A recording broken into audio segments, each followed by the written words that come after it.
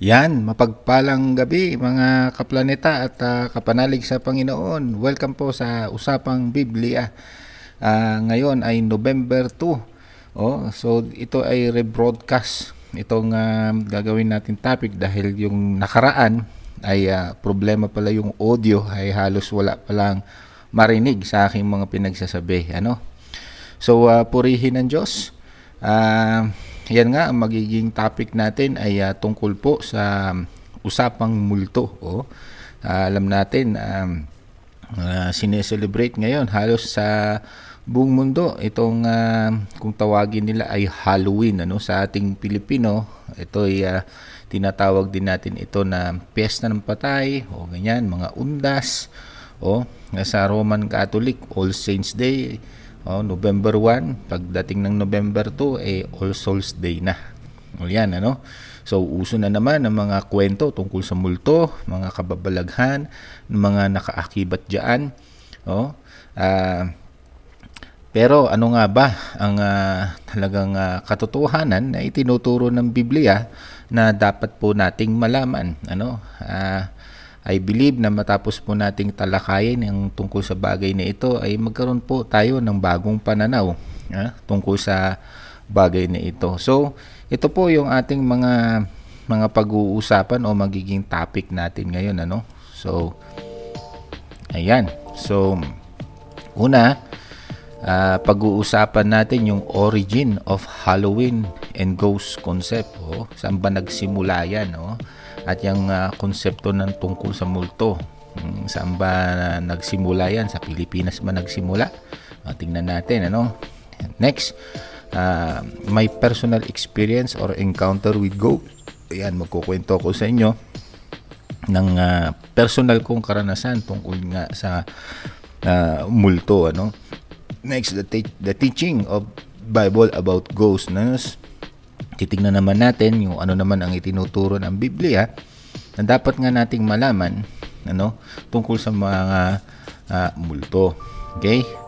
Next, pang-apat na pag-usapan natin, should Christians celebrate Halloween? Yan, pag-uusapan din natin yan.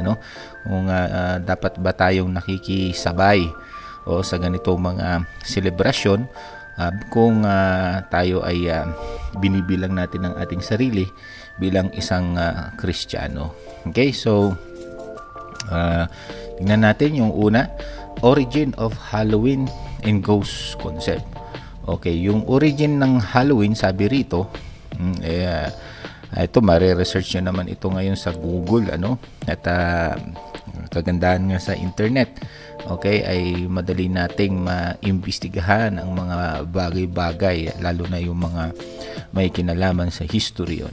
So, origin of Halloween, sabi rito, originated in Celtic Festival of Samhain. Yan. So, nagsimula pala ito dun sa lugar ng Celtic. At doon sa lugar na dyan sa Celtic ay may ginagawa silang piyesta dyan na kung tawagin nila ay Festival of Samhain. So dyan nagsimula itong Halloween. Dyan ang unang-una na pinapractice yan. So the earliest roots of Halloween can be traced back to the Celtic Festival of Samhain, pronounced Samhain yan, which was celebrated around November 1st. Samhain marked the end of the harvest season and the beginning of winter. It was believed that on the night of October 31, the boundary between the living and the dead was blurred.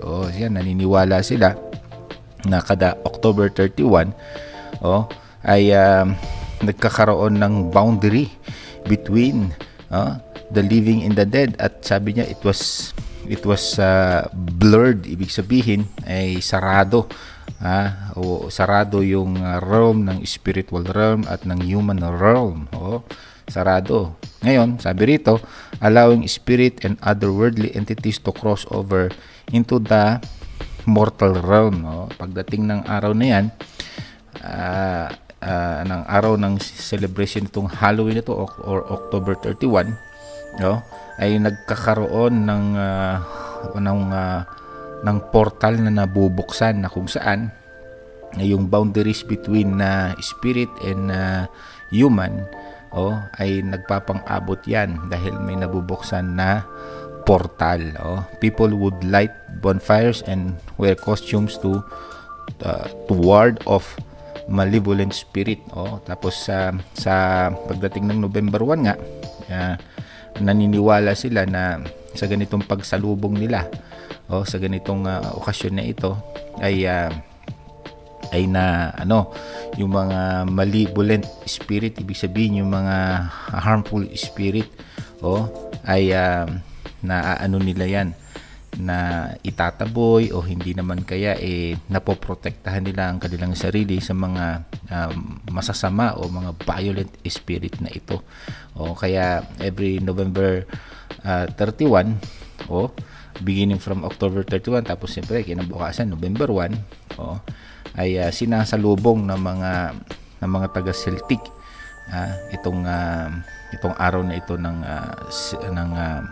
ritual, o nagsisindi sila ng bonfire. Sabi, people would light bonfire at they wear costume. Yung costume nila hindi katulad ng costume natin ngayon. Hindi ko lang alam kung anong klaseng costume nila noon, pero according to my research ay yung nakakatakot. At usually they cover themselves with maybe with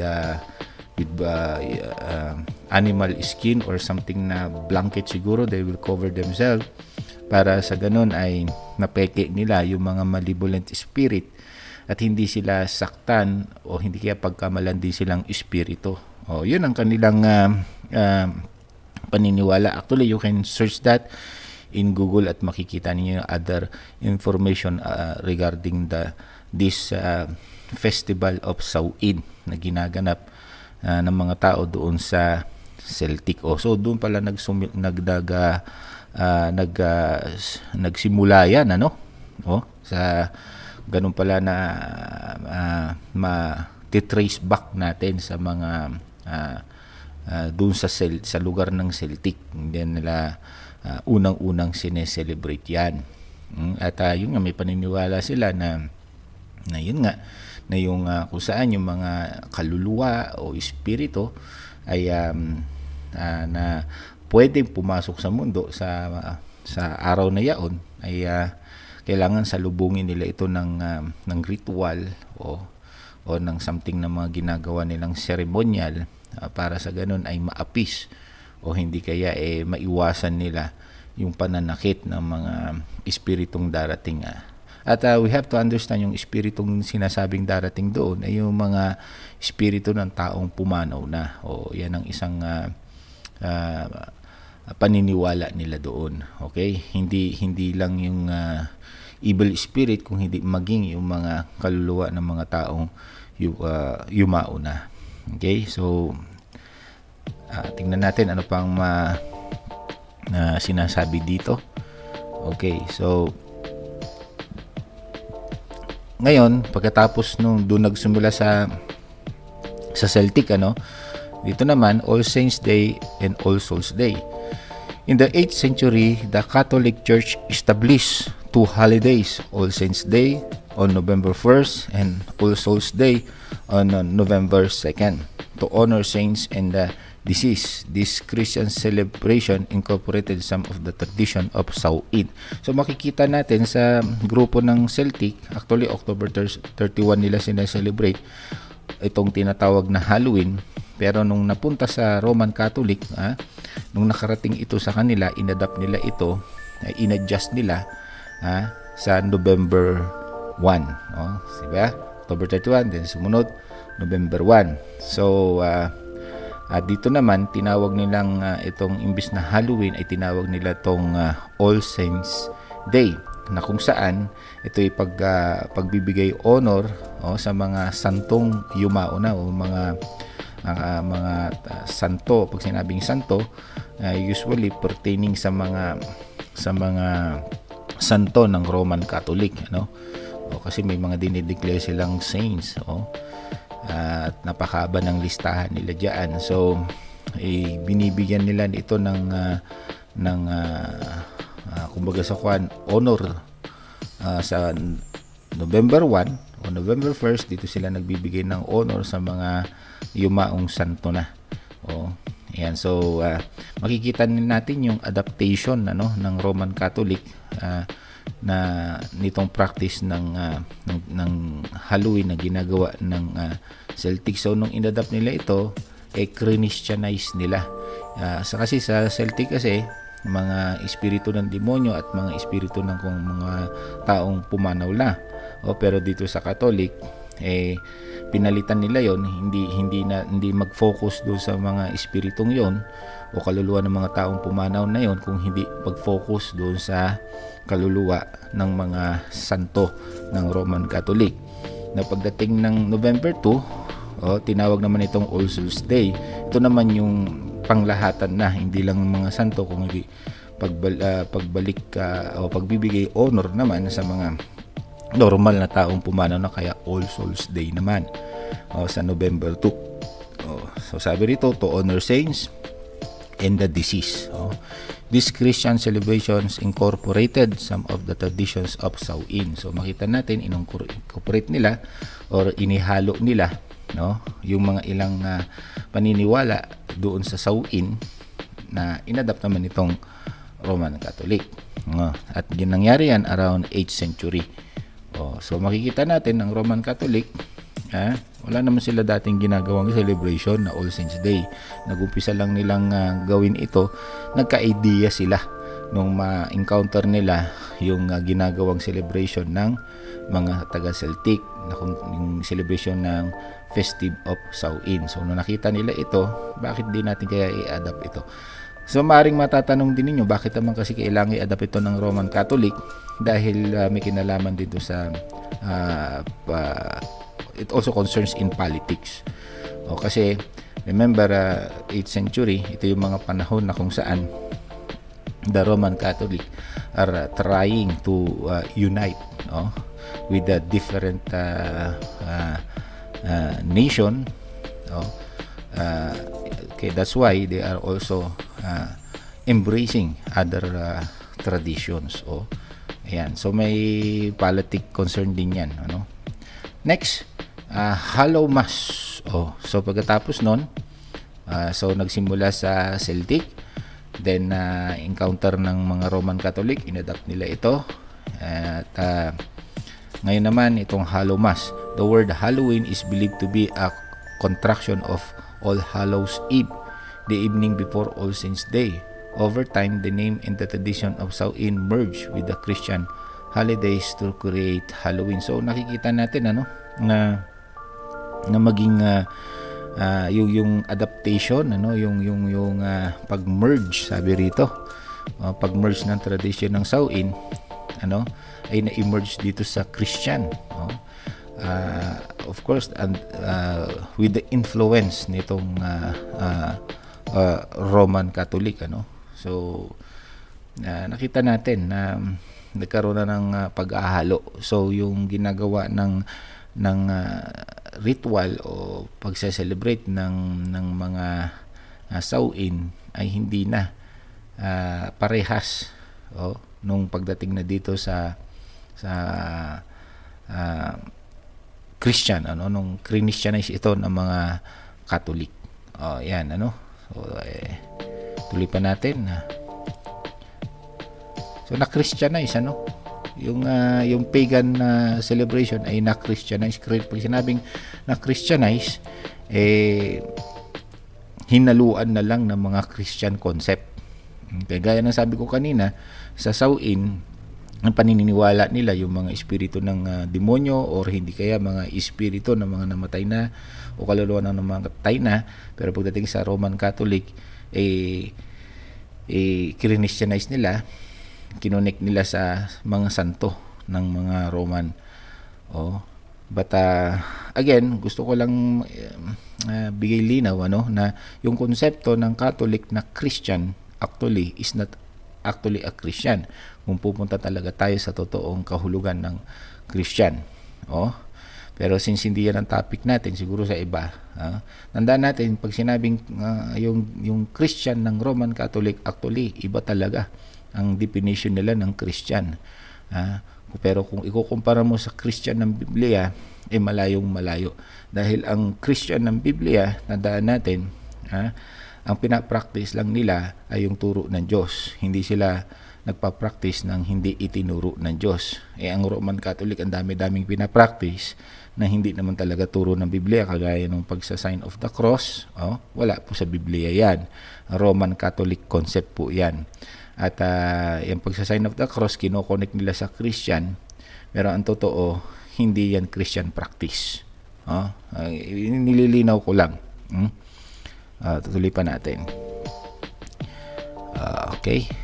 So, pang-apat, sabi dito, immigration and Americanization. Ito naman yung nakarating naman sa mga Amerikano o sa Westernians. Itong concept ng Halloween.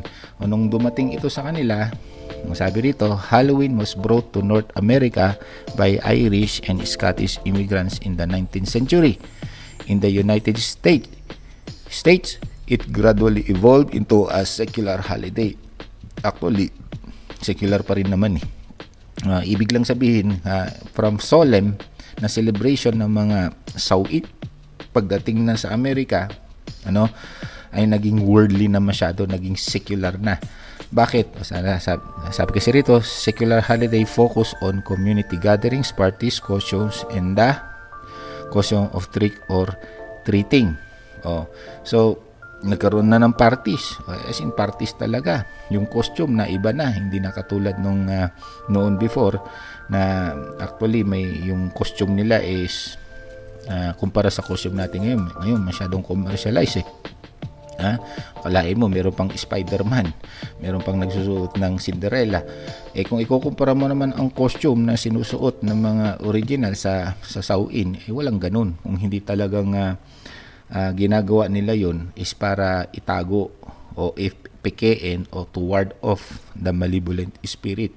Pero ngayon, hindi yun ang purpose yung pagsusuot ng costume. So malayong-malayo ang costume noon, originally sa costume ngayon. Tapos may parties, may gathering na. Noon, kaya nila ginagawa yung Festive of Sauin is ang main goal nila at purpose nila at hindi nila ito hinahaluan ng iba dahil nga solemn ito sa kanila is to ward off the malevolent spirit o itaboy ang mga masasamang espiritu upang hindi sila ma-harm. Ngayon hindi ganoon ang konsepto di ba? Anong nakarating na sa Amerika? Tuloy po natin. Sabi dito, it gradually evolved into a secular holiday. Na iba na ang focus on gatherings na lang, parties, costumes, and the costume of trick or treating. Yan. So next, sabi dito, Halloween was, yun nga, pang-apat na, yun na pala, no? Ayan. Ngayon pang-lima, commercialization. Yan na. In the 20th century, Halloween became increasingly commercialized with the sale of costumes, decorations, and candy. It also expanded to include various festive activities like haunted houses and pumpkin carving. So makikita natin, na-commercialize na nga. Pera-pera na lang. Actually, kung titignan natin ngayon, talagang ganun na ang konsepto. Ganoon na ang idea ng Halloween ngayon, pera-pera na lang. Kaya ito ina-adapt, ini-embrace ng bawat ibang bansa siyempre, lalo na ngayon yung technology natin ngayon, social media. Siyempre, madaling kumalat ang ganito mga influence. Dati yung Hapon, di naman nagse-celebrate yan ng Halloween. Alayin mo, pati Hapon, China. Kasi malaki ang kinikita. Alayin mo, sa Amerika lang, kung i-research mo, umaabot ng last year lang, yung celebration ng nakaraan lang na celebration ng Halloween, halos umabot ng 10 billion ang income na kinita ng Amerika sa celebration ng Halloween. Iba naman sino bang hindi papatol dyan. Kaya itong Pilipinas gumaya na rin kasi malaki ang kinikita dito. Pero makikita natin yung paglakad kung paano saan nag-originate ito sa panahon natin ngayon, ang layo-layo. But we have to understand na klarong-klaro ang originate ng Halloween ay mula sa mga pagano dyan sa Celtic, na kung tawagin nila yung celebrate nga nila is festive of Samhain. So research nyo pa for other information, for other details about that. Pero malinaw na itong Halloween walang kinalaman sa Kristiyano. Ngayon, nagmukha lang may kinalaman si Kristiyano kasi itong si Roman Catholic, Christianize niya. Pero makikita natin na, again, is a human tradition. Ayan, nakakalungkot bakit in-embrace ng Roman Catholic. Ngayon, alam mo naman ang impluensya ng Roman Catholic, malakas yan. Anong itinuturo ng Roman Catholic, nakakalungkot man dahil hindi pa uso ang pag-iimbestiga ng pag-aaral ng Biblia noon. Mangilan-ngilan pa lang ang seryosong nag-aaral ng Biblia noon. Yan, napakadali na maka-impluensya ng Roman Catholic. Ayan. Pero higop muna tayo ng kape. Ayun. So the next na naging topic natin, yung concept of ghost. Saan ba nanggaling itong idea na ghost? Okay, actually sa Biblia, kung titignan natin sa, I think that is Luke chapter 24, ipakita natin sa scripture natin na hindi ako nagkakamali, dito sa Luke chapter 24 mismo si Jesus, he mentions or thought about the ghost.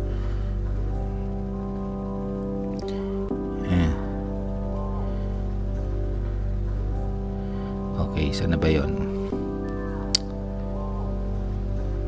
Sa Luke 24 verse 39, look at my hands. So Jesus ang nagsasalita rito, and my feet, it is I myself, touch me and see. A ghost does not have flesh and bones as you see I have. So yan, kita natin dyan. So itong concept ng ghost ay when we go to the Bible, naniniwala na ang mga tao noon about ghosts. Pero when it comes to the Christian teaching, pag sinabing ghost, spirit. Actually, if you will look to other translation, kasi yung binasa ko kanina, NIV version yun. Halimbawa, pupunta ka sa King James, and other translation is a spirit. Walang pinakaibang spirit at ghost way back 1st century AD. Pero sa konsepto ng Christian, pag sinabing ghost or spirit, that pertains to the spirit either of the demons, the devil, or the angels, or God. Kasi sinasabi ng Biblia, God is a spirit. So, gayon din yung spirit also pertains to yung kaluluwa nating mga tao. Yung spirit of human being. Yan yung konsepto. So, hindi kagaya ng definition ng ghost ngayon is yung ghost yung tipong yung mga nagpapakitang espiritu o kaluluwa ng mga taong yumao na o pumanaw na. When we go to Christian, actually hindi nga nila ikinukonek yan doon, kundi more on connected sa either to spirit of the devil or the demons, or spirit of the angel of God, or mismo si God. Kaya nga may tinatawag tayong Holy Spirit or Holy Ghost. Pero yung Holy Spirit, yung Holy Ghost, isa Diyos lang yon. Hindi yan itinatawag na Holy Spirit when it comes to angel. At wala rin tinatawag na Holy Spirit o Holy Ghost na pertaining to the soul of man. Pagka usually sa Bible, Holy Ghost, Holy Spirit, that pertains to the Spirit of God. Ayan. So sabi rito ni Jesus Christ, na nabasa natin kanina, ang multo ay wala, or a ghost or a spirit, walang buto at dugo. Hawakan mo ko, pero ako may mahawakan ka sa akin laman at buto, ang sabi diyan ng ating Panginoong Hesukristo. So yung konsepto ng ghost noon pa ay ginagamit na, naririnig na. Actually, even in the Old Testament, ay name-mention na yun about spirit. Pero spirit ang gamit. Pero sa later time, ay nagkakaroon na ng tinatawag na yung spirit na pagtawag ng ghost. Ayan. So meron talagang spirit, merong ghost. But again, it's not pertaining to the soul of man na nagpapakita or roaming around the world. Okay. Tuloy natin. So, yun na nga, So yan, we understand the origin of the Halloween and the origin of the concept of ghost. Noon pa man ay meron na talagang usaping multo o spirit, pero iba nga lang ang kahulugan ng multo noon, no, sa multo ngayon. Ang multo ngayon kasi ay yung konsepto na yun nga, yung mga nagpapakitang kaluluwa ng mga mahal na ng mga tao, ng mga kunwari ng mga mahal natin, ano. Pero sa Biblia hindi yun, kundi yan ay patungkol sa espiritu ng demonyo, o hindi kaya espiritu ng anghel, o hindi kaya espiritu mismo ng Diyos. Okay? Ayan. So next topic, pag-uusapan natin ito, my personal experience or encounter with ghosts. O ako naman, ako rin ay may karanasan din tungkol sa multo-multo na yan. So, nung umpisan ko, nung pinakabata ako, I think 8 years old yata ako noon, probably, naglalaro kami sa Sambales yun. Naglalaro kami sa likod ng bahay, tagu-taguan, ako ang taya. Tapos nung ako ay hahanapin ko na yung mga nagtatago. Meron kasi dalawang puno ng saging, dalawang puno ng saging. Sa isang puno ng saging, yung dito sa kabila, may nakita akong anino. Anino, siyempre itim. O, siyempre, pupuntahan ko para ibobong ko siya, o bong, ganun, Kasi yan yung term na ginagamit kapag na hanap mo na yung nagtatago. O, sasabihin ko sana bong. O, pag sabi kong ganun, yung anino, na nagtatago doon sa likod ng puno ng saging, biglang lumabas, tumakbo at pumunta siya doon sa kabilang punong saging. So talagang dumaan siya sa harap ko. Pero ang nakita ko ay purely na itim, walang muka. Talagang itim talaga, shadow nga lang talaga. Tumakbo. At ayun. Yun ang isang karanasan ko. Pangalawang karanasan ko, meron naman yung baso, ito siguro mga 12 years old na ako, 13, something like that. Yung baso na ganito, ganyan,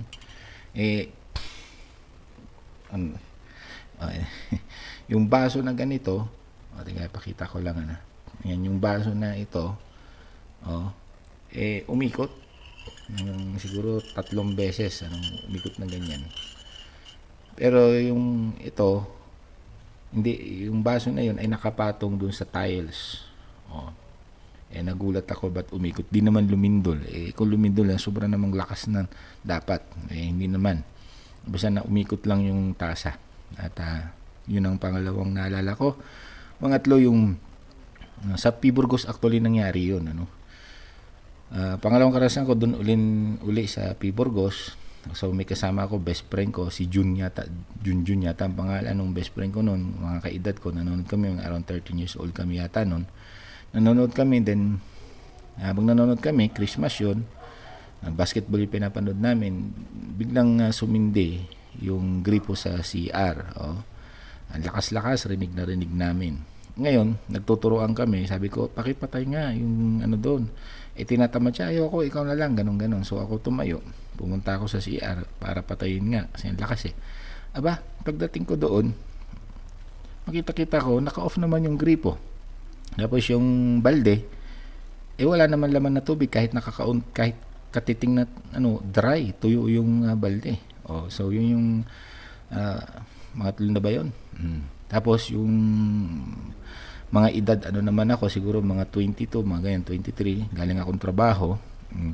Meron pa dito yung lugawan dito sa may Borham, kung naalala nyo pa, katabi ng Albertos na diskuhan, may spirit diskuhan pa nga doon noon. Tapos merong doong lugawan. Nagtrabaho ako dyan noon pang madaling araw ako. So tapos ng duty ko, uwi na ako madaling araw, siguro mga alas 3 yun, alas 4, madaling araw. Habang pauwi ako pa ang bahay namin doon sa may Ligarda. So nilalakad ko lang yun. So pauwi ako doon, may parting madilim doon, imbakan ng mga kahoy. Napakadilim talaga. So habang naglalakad ako, abay may nakita akong puti. Puti at nakalutang sa ere.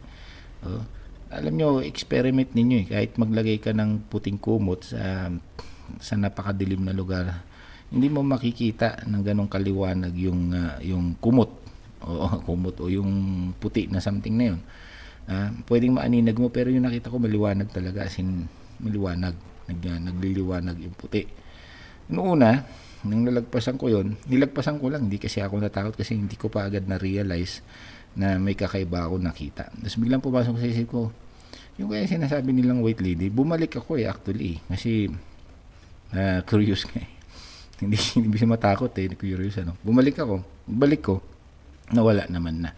O saka pa lang ako natakot, sabi ko, naku, malamang white lady yung aking nakita doon. O yan yung mga karanasan ko, at actually marami pa. So, ako man, di ba? May karanasan din at totoong nangyari sa akin yun. Ayan. So, next, the teaching of Bible about ghosts. Ayan, pag-usapan natin. Kasi nga yung, alam nyo, ayan, ito yung ating lesson, ayan, okay. So, ayan na yung pag-usapan natin. The Bible teaching about ghosts. Una, they are demons. Okay. So, bago ko ituloy yan, di ba? Lahat tayo, maraming kwento. Naranasan yan. Unang-una, hindi naman natin sasabing hindi totoo o nagsisinungaling mo nagkukwento kasi ako naranasan ko. So pag may mga ganyan, totoo yan. Totoo may naranasan sila, maring totoo may kumausap sa kanila, may nagpakita sa kanila. Take note, kinausap pa. Pwede talaga mangyari yan. Totoo, it is happening. Problema kasi ng masyadong hindi naniniwala dito kesyo pinagbibintangan tayo. O yung mga nagkukwento na hindi, bento mo lang yan, gawa-gawa mo lang yan. Pero totoo yun. Pero may dapat tayong malaman. Itong mga naranasan na ito, itong mga narinig na kwento na ito, sino ba yung nakita, sino ba yung nakausap, sino ba itong mga nagparamdam na ito, ng mga kung tawagin ay multo. Unang-una, ang sabi ng Biblia, actually they are demons. Demonyo ang mga yan. Ayan, they are demons. Now, maring matanong natin, teka, bakit demonyo? Kasi tandaan natin, itinuturo ng Ecclesiastes chapter 12 verse 7, ang kaluluwa ng isang tao na namatay, halimbawa ako mamatay, yung kaluluwa ko, ang sabi ng Biblia ay pupunta na yan sa Panginoon. O hindi kaya pupunta na yan sa, kung tawagin ng Biblia ay spirit prison, at hindi na makakalabas yan doon. Tingnan natin na yung mga talata na kung saan itinuturo yan. Kasi ang sabi ay demonyo mga yon. It is the demon. Bakit demonyo? Kasi tingnan nyo to, una, tignan natin yung sinabi ko na Ecclesiastes chapter I think 12, hindi ako nagkakamali. Ecclesiastes chapter 12 verse 6. So tingnan natin yung sinasabi ng Biblia. 12:6. Darating 7. Alalahanin mo siya bago manumbalik, alabok ang katawang lupa at ang ating hininga ay magbalik sa Diyos na may bigay nito. Yung word na hininga, actually soul o spirit. Kapag namatay na ang isang tao, babalik na ang kanyang kaluluwa na bigay ng Diyos. Ito ay mayroon ding eksena daw saan sa Luke chapter 19 naman yun, kung di ako nagkakamali, Luke chapter 19 o Luke chapter 16. Tignan natin na itinuturo din naman ni Jesus ito, na kung saan ito naman yung may dalawang taong namatay, isang mayaman at isang mahirap, at kapwa ang kanilang kaluluwa ay may kinalagyan.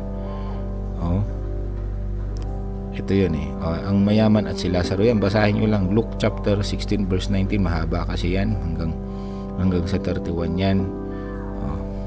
Pero dito gustong lumabas nung yung mayaman dito na bumalik siya sa daigdig. Pero ang sinagot sa kanya, hindi siya makakalabas kung saan man siya naroroon. Ito, verse 25. Ngunit sumagot si Abraham, Anak, alalahanin mong nagpakasasa ka sa buhay nung ikaw ay nasa lupa at si Lazaro naman ay nagtitiis ng kahirapan. Subalit, ngayon ay inaaliw siya rito samantalang ikaw ay nagdurusa riyan. Bukod dito, may malaking bangin sa pagitan natin kaya't ang mga narito ay hindi makakapunta diyan at ang mga nariyan ay hindi makakapunta rito. Malinaw yan. So sa madalit sabi, yung kanilang kinalalagyan ng kanilang kaluluwa, hindi na sila makakalabas doon kung saan man sila naroroon. Kasi mayroong inilagay na hadlang, hindi sila makakalabas doon. Ngayon, di ba sabi kanina, kung hindi sila nakakalabas kung saan man sila inilagay ng Diyos, yung mga kaluluwa espiritu na yan, sino yung espiritu na nakikita natin, na nagpaparamdam sa atin, mga nakakausap natin, sino sila? Sabi ng Biblia, demonyo yun. Saan natin mababasa yan? Kasi hindi naman pwedeng kamag-anak natin yun dahil sabi, yung kaluluwa ng namatay, hindi na pwedeng lumabas kung saan man sila lang ng Diyos. Sino nga rin itong nagpakita? Tignan natin. Ito yung sa talata. Sabi rito, sa halimbawa Ephesians chapter 6. Pakinggan natin ito mabuti, sapagkat hindi tayo nakikipaglaban sa mga tao kundi sa mga pinuno, sa mga makapangyarihan, sa mga tagapamahala ng kadiliman, umiiral sa sanlibutang ito, sa mga hukbong espiritual ng kasamaan sa himpapawid. So sinasabi dito na dito pala sa sanlibutan ito may mga umaali-aligid na espiritu. At anong espiritu yan? Espiritu ng kasamaan sa himpapawid. So in short, yung mga demonyo yan. Ngayon, tika, ang nakita natin nagpakita sa atin, may lolo ko, hindi kaya nanay ko, hindi kaya anak ko, patay na yun. Nakita ko paano mo sasabihin demonyo? Tingnan natin ang sinasabi pa ng Biblia. 2 Corinthians chapter 11. Ito sabi, verse 14. Hindi ito katakataka sapagkat si Satanas man ay nagkukunwaring anghel ng liwanag. So nakikita natin ang si Satanas, gayon din ang kanyang mga kampon ay kaya nilang mag-impersonate o mag-transform. Kaya yung nakikita pala natin na kaluluwa, mga nagpapakita, nagpaparamdam, kinakausap tayo at ginopya lang pala yung image ng mga mahal natin sa buhay at sila'y nagpapanggap, nag-i-impersonate sila. Bakit sila nagpapanggap? Bakit sila nang dadaya? Yan na naman yung maging tanong natin. Kasi ito sabi, punta tayo doon sa lesson natin. Sabi rito, una, they are demons. They can transform or impersonate someone like our dead ones. Their goal is to deceive and lead people into disobeying God's command. Yun ang purpose. Yun ang purpose kung bakit nandadaya sila is para suwayin natin ang utos ng Diyos. Teka, bakit? Ano bang utos ng Diyos? Ito ang utos ng Diyos kasi dyan gagahin natin ang utos ng Diyos. Tignan natin ang halimbawa ang Deuteronomy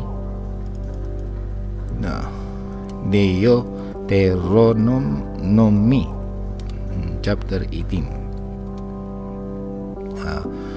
Tingnan natin ano ang utos ng Diyos. Sino man sa inyo ayan ang sabi rito, sino man sa inyo huwag magsusunog ng kanyang anak bilang handog, huwag kayong manghuhula, huwag gagawin ang ginagawa ng mga mangkukulam, ng mga mananawas at ng mga sumasangguni sa espiritu ng namatay. So binabawal pala ang sumangguni sa mga espiritu ng namatay. So we should not consult the spirit of the dead. Huwag tayo makikipag-usap sa kanila. Bawal lang Diyos yun O kaya pala, nag-i-impersonate, no, ng loloko, nagpapanggap itong mga demonyong ito. Siyempre, ba't naman, kung demonyo nagpakita sa atin, hindi naman natin kakausapin. Since si lolo ang nagpakita, kung hindi kasi nanay, si anak, ng mga yumao na, akala natin, ang kausap natin, yung mga yumao nating mahal sa buhay. Siyempre, kakausapin natin. Dahil yun ang nakikita natin. Pero malinaw sa Biblia na ang mga kaluluwa ng mga mahal natin sa buhay na pumanaw na, nakalagay sila sa isang lugar na hindi sila pwedeng lumabas dun. Malinaw yung sabi ni Kristo Jesus, yung turo ni Jesus doon sa Luke chapter 16. Yung kaya yung mga nagpapakita na yan, ngayon alam na natin na they are the demons, they are the devil, mga demonyo yan, ng mga nagpapanggap, at kaya nila ginagawa yon para suwayin natin. O kaya kahit pag gumawa ng kabutihan, yung nagpapakita na yan, pero ang goal doon, isuwayin natin ang utos ng Diyos. At tuloy pa ulit-ulit na tinuturo ng Biblia yan, yung pagbabawal ng Diyos na huwag sasanggunin, huwag makikipag-usap sa espiritu ng mga patay. Saan pa natin makikita? Dito rin sa sa Leviticus chapter 19 verse 27. Tingnan natin. Na another example na talagang yan ay tinuturo talaga ng Biblia na ibinabawal ng Diyos na tayo sumangguni o makipag-usap sa mga espiritu ng mga patay. Leviticus chapter 19 verse 27, another cross reference. So bawal yan binawal ng Diyos yan. Ngayon alam natin bakit nagpapanggap, ba't nang loloko tong mga diablo o demonyo na ito. So sabi rito, ano na ba yun? 27, 27, sabi rito, huwag kayong pagugupit ng pabilog at huwag magpapait o magpapaputol ng balbas. O bakit? Iba na yan. 20 pala. Leviticus chapter 20. 19 nung na-type ko pala. Leviticus chapter 20. Ayan.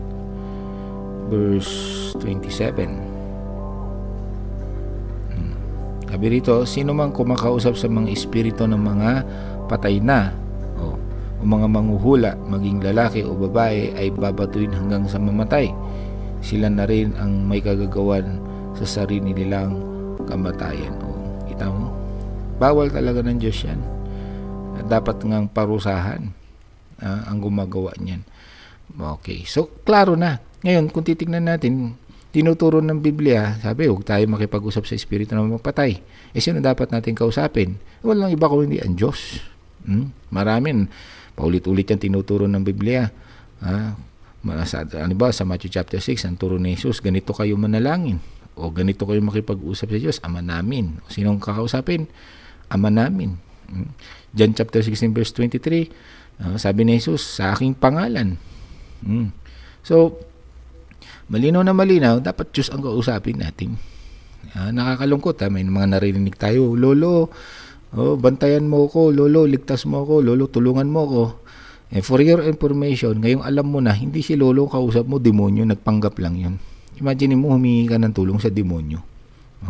Kasi ang lolo natin, o lola natin, o kaluluwa ng mga yumao natin, ay nasa tamang lugar na kinalalagyan, hindi po sila pwedeng lumabas. So, hindi po totoo na yung mga kaluluwa ng mga yumao natin ay pakalat-kalat dyan, roaming around. Yung iba naniniwala na nasa lupa ng bahay niya o nakasama namin, nagbabantay. Hindi po totoo yun. Ngayon, alam nyo na. Ngayon, kung talagang ikaw ay naniniwala sa Diyos, dapat paniwalaan mo itong turong ito. Kasi galing sa Biblia ito, turo to ng Diyos upang mamulat tayo sa katotohanan. Sabi nga ni Kristo Jesus sa John chapter 8, the truth shall set you free. Tandaan natin kahit na nagpapakita pa ng kabutihan niyang nagpapakita na yan, demonyo yan, at ang purpose yan ay suwayin natin ang Diyos na yung utos na huwag tayong kukonsulta sa espiritu ng mga patay na. Please lang, huwag matigas ang ulo natin. Kung talagang mahal natin ng Diyos, ba't di natin sundin ito? Bakit bakit tayo nakikigaya sa mga practice ng mga hindi naman talaga kumikilala sa Diyos? Kaya ako'y nalulungkot kahit sa Roman Catholic. Bakit tatawagin natin yung pangalan ni Pedro, pangalan ni Juan? Kahit santo yan, kahit alagad ng Diyos yan, mga patay na yan. Hindi tinuro ng Biblia, tumawag tayo sa pangalan ni Pedro o pangalan ni Juan. O gayon din si Mariang Birhen Maria. Patay na yan, tao yan, patay na yan. Yung kanilang kaluluwa, nandoon na sa tamang kinalalagyan, ni hindi nga nila tayo naririnig. Ang nakikarinig lang, ang may kapangyarihan na marinig tayo, ay yung Diyos. Sabi nga ng Biblia, kahit nga hindi mo sabihin, alam ng Diyos ang nilalaman ng ating puso. Matthew chapter 6 verse 8, hindi mo pa sinasabi, alam ng Diyos ang iyong sasabihin. Ang Diyos lang ang all-knowing. Ang Diyos lang ang may kapangyarihan, marinig tayo rito sa lupa, na siya na nandun sa langit. Ang mga kaluluwa ng mga yumao natin, hindi po tayo naririnig niyan. Post ka pa ng post sa Facebook na kung ano nung sinasabi mo sa iyong yumao. Ngayon, tanong. Yung susunod kasi rito na topic natin, ito. Ayan. Sabi rito, na itatopic natin na next, should Christians celebrate Halloween? Ayan. So, yan na yung last na pag-uusapan natin.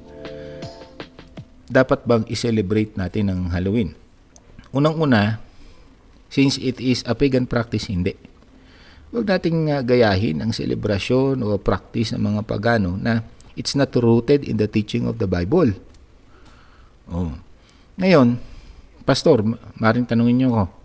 So, ibig sabihin, maliban na pupunta tayo sa sementeryo, naglalagay tayo ng bulaklak, ginugunitan natin yung mga yumao natin sa buhay, hindi po masama yun. Hindi po masama na gunitain natin ang mga yumao natin sa buhay.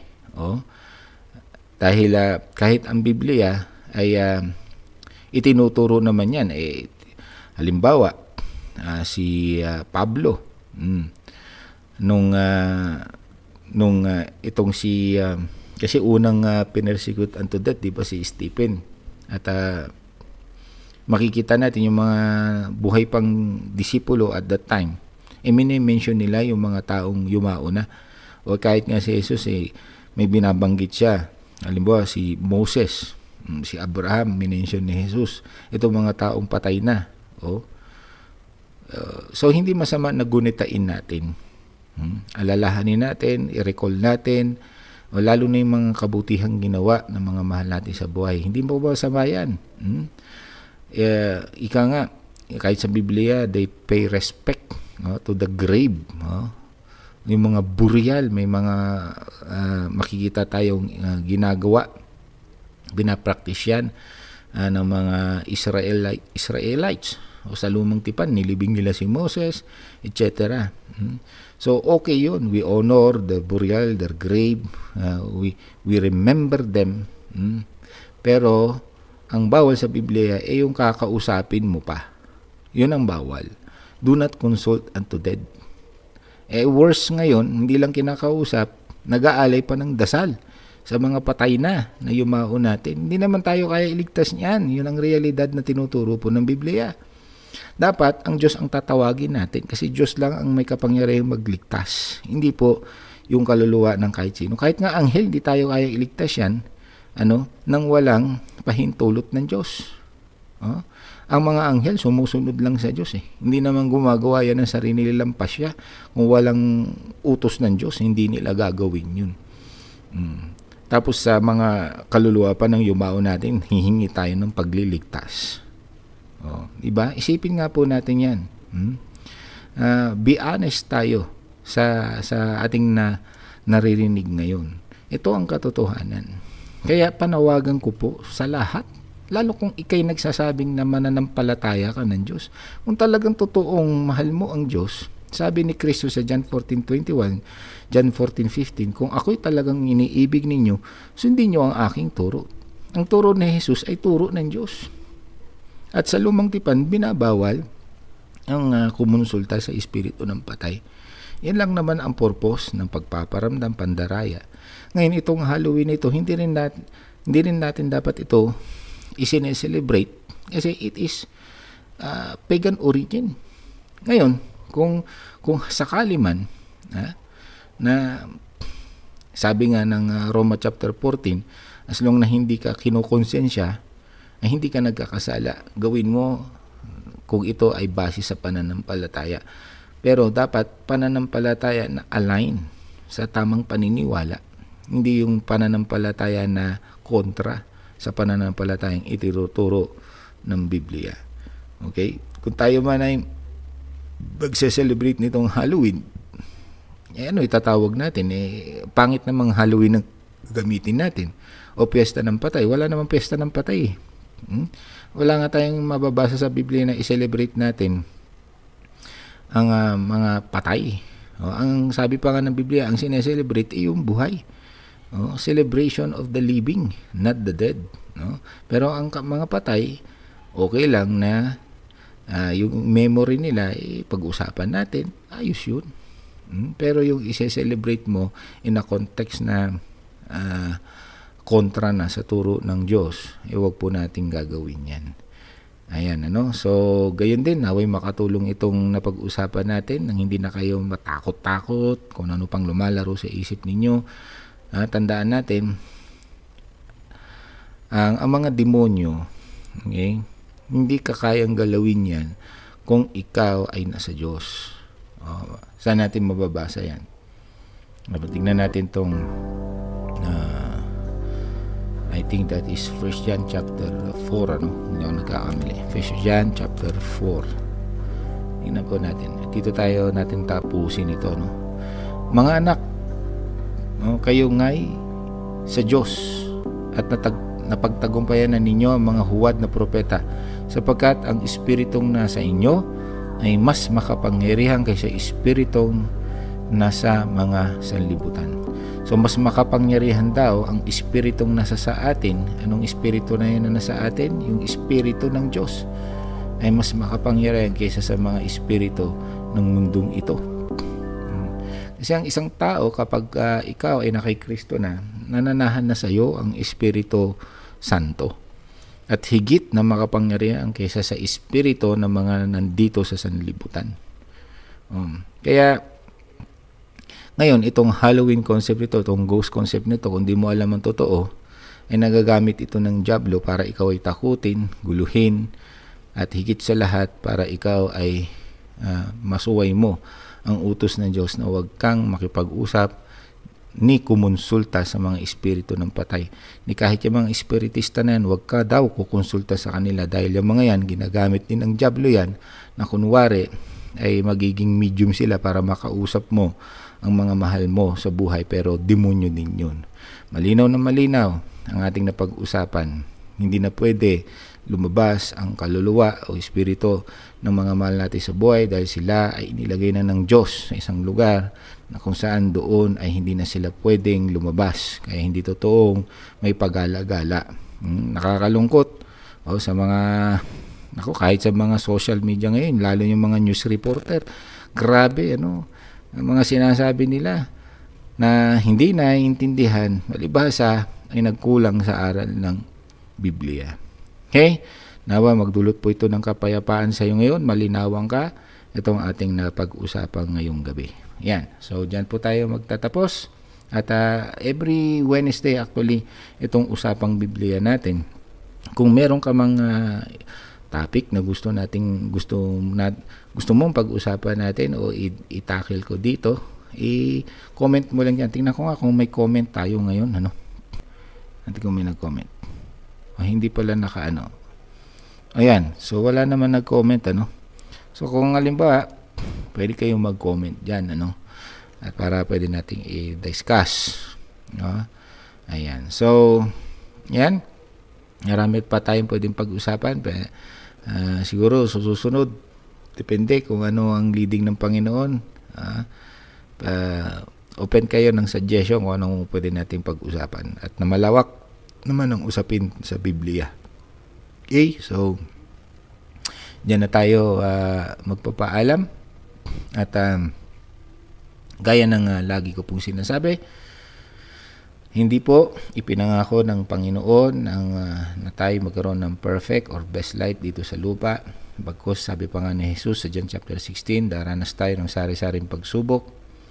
Ngayon man, kahit hindi man maging perfecto ang buhay, mas magiging maayos po ang buhay natin dito sa lupa. Ayan, basta wag pasaway. O magiging maayos ang buhay, basta wag po tayo pasaway. At pangalawa, lagi po nating tatandaan, ito, lamang lagi ang madasalin. Yan. So, dyan na po na tayo nagpapaalam. Muli, mula po sa Usaping Biblia, ito po si Pastor Ramil Engle ay nagpapaalam na po. God bless.